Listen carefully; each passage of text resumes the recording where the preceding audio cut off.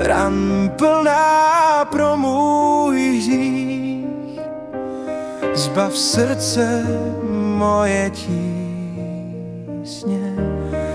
a očisť v ranách svých. Od věků ozdobená ctí, slávou, milostí. Jak si dnes pohaněná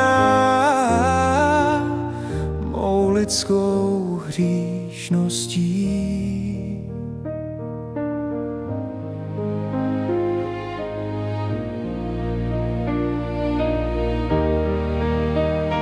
Kam zanést bídu svoji, kde mám se, Pane, skrýt?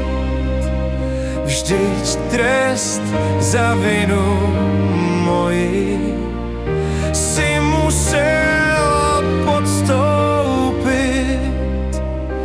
Do rukou tvých se vkládám, tvým vícem zatoužil. O slitování žádám, vždyť smrt jsem zasloužil.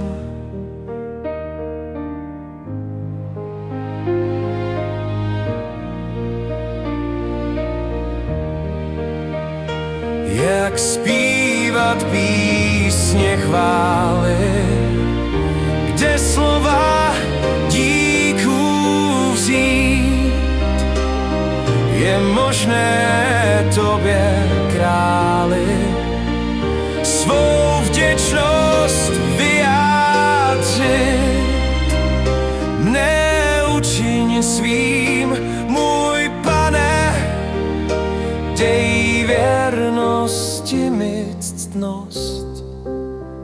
Skryj mne vždy do své dlaně, jak zde, tak po věčnost.